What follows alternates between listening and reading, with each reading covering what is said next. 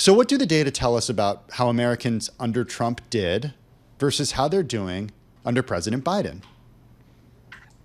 Well, our Bloomberg economists looked at six key economic indicators and to gauge the performance of the U.S. economy under both presidents.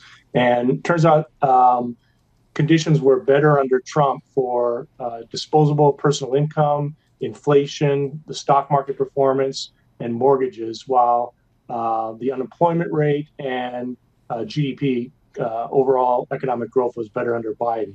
But it was really those kitchen table metrics, inflation, prices, and income, disposable income, that I think is really carrying the day here with voters. That's what they're focused on. This affects their day-to-day life, and these kitchen table issues are really driving their opinion about the presidential candidates right now. It's interesting because when you look at inflation, it's such a complicated story, isn't it? This whole idea that, yes, prices are up, but then you're also upset about every part of that story. The idea that it's harder to buy a home as well, with this higher interest rate environment too. I mean, ultimately, is it the higher interest rate regime that President Biden has lived under that has really compounded the issue for many Americans as well? Yeah, and the White House, would say, it's not really fair to hold high inflation against Biden, but that he's being unfairly, hit with high prices because, he took office, at the aftermath of the pandemic. He was still really dealing with the pandemic, and inflation that was driven in some parts by, the staging of the supply chains and other issues globally that, had nothing to do with the presidency. Whereas Donald Trump took office, in the middle of the longest expansion in history. But, it's a small comfort for, consumers who are facing higher prices. They don't want to hear that, inflation rate has come down and prices are moderating if the prices for eggs and groceries and other things they buy are more expensive today than they were 3 years ago. Yeah, Mark, as I was reading your story, I felt like I could have shared an anecdote from what happened over the weekend. I was visiting a friend in Colorado, and I was at a hardware store buying a specialty battery for something.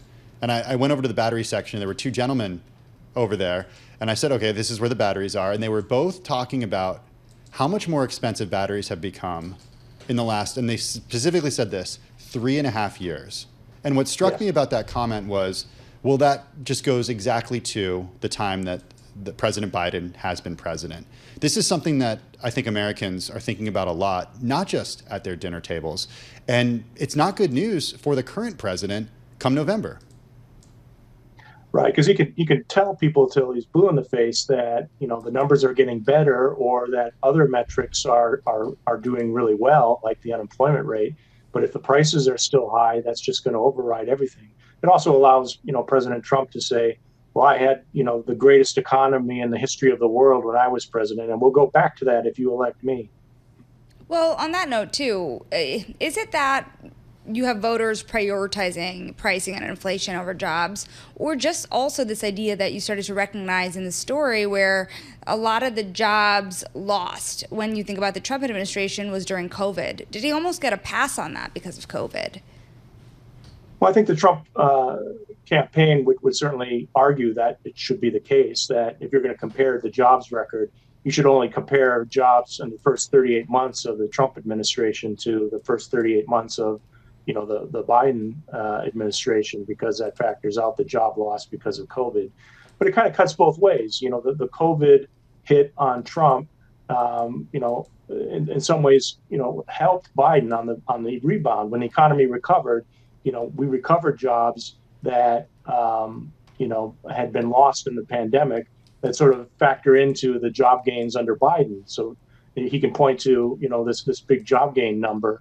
And it's not all from, COVID recovery, but, just the fact that the economy was recovering and coming back from the lockdowns under Biden helps his overall jobs record.